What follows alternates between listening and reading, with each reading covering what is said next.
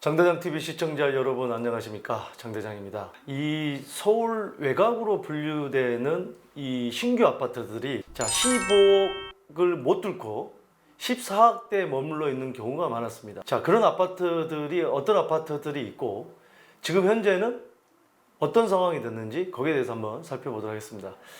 자, 제가 15억이라고 말씀드린 이유는 그 지지대, 그게 바로 이 투기과열지구, 투기지역에서 15억 초과하는 아파트는 대출이 안 됩니다. 현금으로 사야 된다는 얘기죠. 그만큼 자기 자본금이 많이 들어가기 때문에 그건 쉽지 않다고 했었는데, 자, 한번 보겠습니다. 자, 여기 7호선 신풍역이 있고 보라매역이 있습니다. 신풍역의 초역세권에 이 신길동, 자, 이 구역이 신길 뉴타운 구역이죠, 대략적으로. 자, 레미안 에스티움, 이게 이제 제일 먼저 입주를 했죠. 5년 차가 됐습니다. 벌써 1700세대가 되고요. 자, 이게 34평형이 15억, 작년에만 해도 14억대에 머물러 있었습니다. 근데 이게 15억, 지금 16억까지 올라왔습니다. 자, 재밌는 게 15억 1000만 원이다 그러면 15억 초과 아파트가 대출이 안 되기 때문에 15억 조금만 깎자고 하면 대출이 됐을 텐데, 또 1000만 원은 현금으로 주겠다, 뭐 이렇게 정도 어떻게 보면은 이 어떤 실무에서 그렇게 협상을 했을 수도 있는데 15억 천을 찍었습니다. 야, 이거 참 대출이 안 되는 거지 않습니까? 우리가 지금 봐야 될 부분은 이 대출이 되고 안 되고가 얼마나 큰 차이입니까? 그러면은 자, 15억까지는 투기과열지구가 9억까지가 40%죠.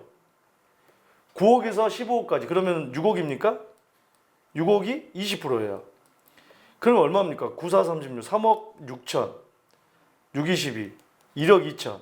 이거 더하면은 4억 8천을 내 자본 없이, 그러니까 15억 중에 4억 8천이면은 한 10억 2천, 뭐 이제 취득세를 별도로 하더라도 10억 정도만 있으면 15억짜리 아파트를 살 수가 있는데, 대출을 받고 1000만 원 차이로 한 5억이 넘는 돈이 더 들어가야 되거든요. 그러면은 10억과 5억이면 얼마입니까? 50%가 돈이 더 들어가는 겁니다. 이게 얼마나 큰 차이입니까? 이 지렛대를 50%의 지렛대를 갖다가 놓쳐버리고 현금으로 둬야 된다.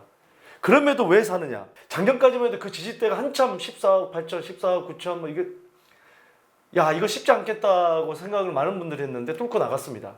그만큼 뭐냐?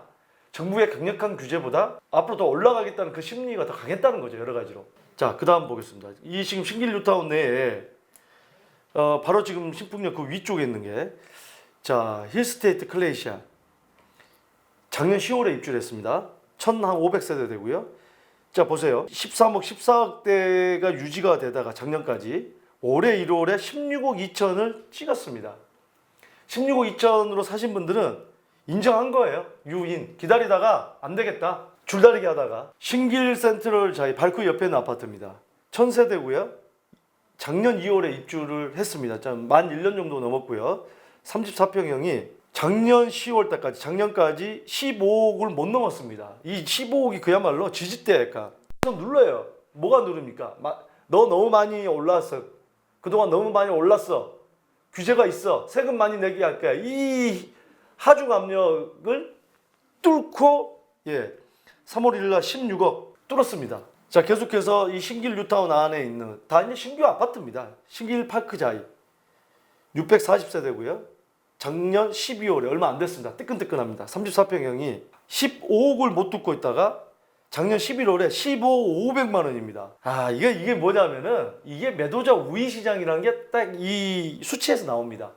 500만 원만 깎으면 대출이 갖다가 될 텐데, 현금으로 준다고 해도 매도자가 아마 난 싫어, 난 그대로 신고할 거야. 500만 원 차이로 5억 정도 되는 대출을 못 받는 거예요. 얼마나 이 매수자는 억울하겠습니까만은, 그럼에도 불구하고 샀다는 것은 이 다급해진 거예요. 왜? 매물이 많이, 이런 실무에서 가능합니다. 매물이 많이 나오지 않은 상황에서 매도자 우위 시장이 되면, 그럼 나는 다른 사람 파겠다 그러면 이분은 이 아파트에 꽂혀 있는 겁니다. 무조건 사야 돼.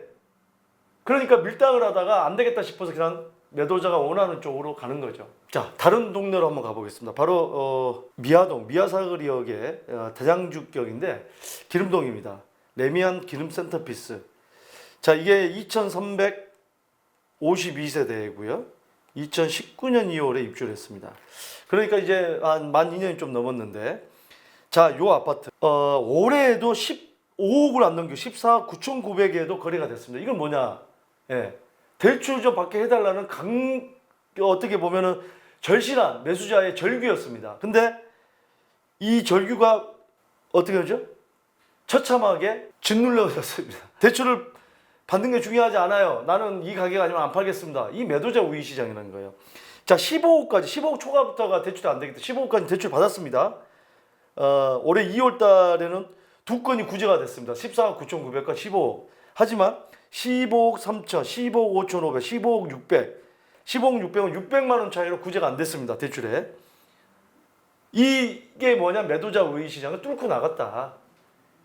앞으로 가격이 더 올라가겠다는 심리가 매수자, 매도자 모두에게 통했다. 그게 거래 계약이 되지 않습니까? 강북권까지 또 영등포, 강북권까지 이렇게 대출 안 되는 아파트들이 거래가 되고 있다. 자, 반면에 자, 이 이제 마곡지구입니다. 작년에 아마 제가 상담할 때 신길동 신길뉴타운 또 마곡지구 가격대가 15억 저지선에 거의 비슷하게 갔습니다. 근데 이 조금 엇갈리는 결과가 나오고 있습니다. 마곡 엠벨리 7단지가 바로 마곡지구 옆쪽에 대기업들이 들어오는 그 옆쪽에 바로 가까운 곳이고 대장주로 볼 수 있는데 이게 8년 차이고요. 1000세대입니다. 33평형이 작년부터 14억 5천까지 올해도 14억 8천. 작년 12월에 14억 5천이면 올해는 15억을 보통 보면 훌쩍 넘기는 그런 거래가 대부분 보여지는데 이 마곡지구에서는 아직 뚫고 못 나갔다. 물론 이 마곡지구가 그러면 미래 가치가 없다 이게 아닙니다. 시장 형성에 대한 그런 약간 매수자와 매도자, 거래자들이 인식하는 게 조금은 다르다. 이런 말씀을 좀 드리고 싶은 거죠. 네, 타이밍이라는 게 또 다르고요.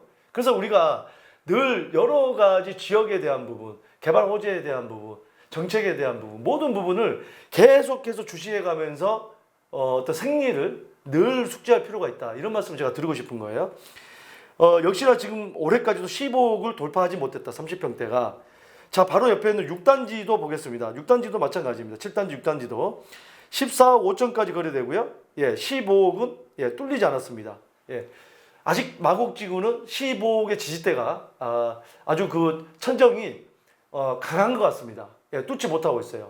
예, 핵무기도 뚫지 못하는 그런 철벽일지 아니면 올해 15억이 뚫릴지, 예, 거기에 대해서는 계속해서 여러분들께서 한번 주시를 해 보시면 좋을 것 같습니다. 자, 오늘 이 주제는요, 서울시내 15억 초과 아파트 대출이 안 되는데 그 지지대를 뚫고 강력한 힘을 뚫고 15억을 넘기고 16억까지 넘기는 단지가 속출하고 있다.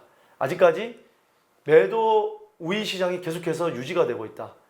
자, 다음 시간에는 최근에 비트코인이 폭락을 했고요. 이 가상화폐라고 하죠. 또 주식시장과 부동산 시장 이 세 가지를 가지고 여러분들께 돈의 흐름이 어디로 갈 것인지 거기에 대해서 방송을 해드리도록 하겠습니다.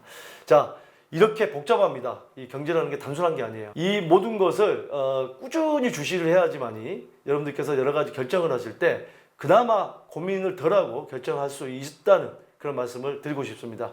매주 화요일 저녁 6시에 여러분들 고민 상담 혼자 고민하지 마시고 라이브 방송을 통해서 장대장 TV를 통해서 많은 분들 참여해서 조금이나마 고민을 해결해 가시기 바라겠습니다. 여러분들의 많은 참여 부탁드리겠습니다. 감사합니다.